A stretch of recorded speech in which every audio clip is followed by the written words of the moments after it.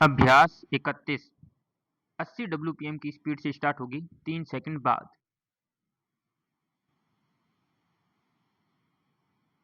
Start. अध्यक्ष महोदय, जब कोई देश पराधीन होता है तो किसी भी स्थिति में उससे औद्योगिक विकास संभव नहीं होता। शासन करने वाला देश यह कभी नहीं चाहता कि पराधीन देश का औद्योगिक विकास हो और वह आर्थिक रूप से समृद्धिशाली बन सके।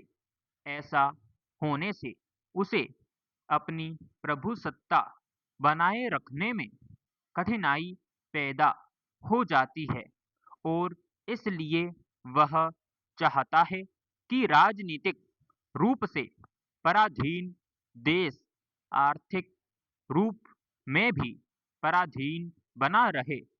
अपने देश भारत का उदाहरण हमारे सामने है। जब तक यहाँ अंग्रेजों का राज्य रहा तब तक उन्होंने यहाँ किसी भी उद्योग को पनपने नहीं दिया और इस प्रकार वह हमारी प्रगति के मार्ग में सदा ही रोड़े अटकाते रहे। पेरा।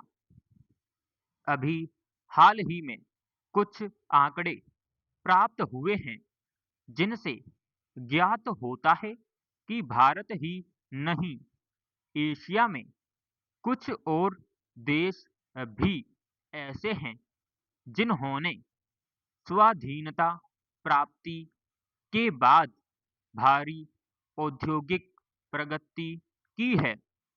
कोरिया भी एक ऐसा ही देश है जिसे भारत से कुछ ही वर्ष पहले आजादी मिली थी।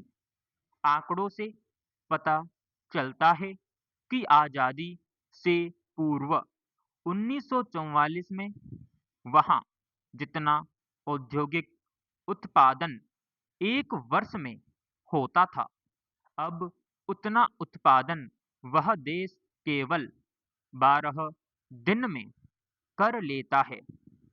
भारत की तरह ही यहाँ पर सामाजिक औद्योगिकरण की राह पर चलते हुए बड़े उद्योगों को केंद्र के नियंत्रण में रखा गया और मध्यम श्रेणी तथा छोटे उद्योगों को स्थानीय उद्योग बना दिया गया।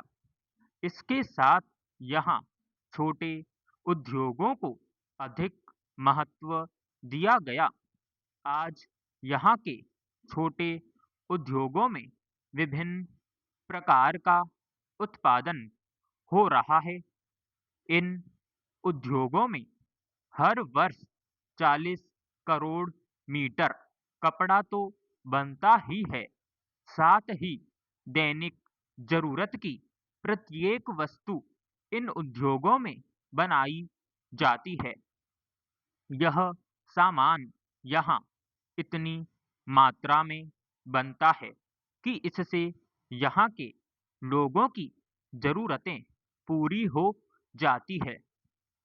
इन सबका श्रेय एक स्वाधीन देश के आधुनिक उद्योग को ही जाता है जिसके पास अपना कच्चा माल है और तकनीकी विकास करने के लिए उत्तम कारीगर हैं। उत्तरी कोरिया की सबसे बड़ी सफलता रेलवे का विद्युतीकरण है।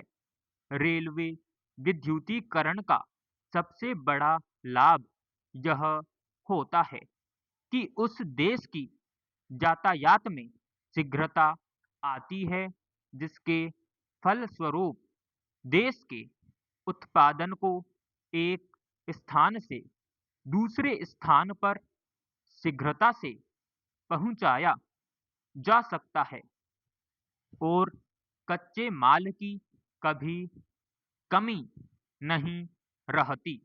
इसके साथ साथ लोगों को यात्रा करने में भी सुविधा होती है तथा वे एक स्थान से दूसरे स्थान पर जल्दी पहुंच जाते हैं।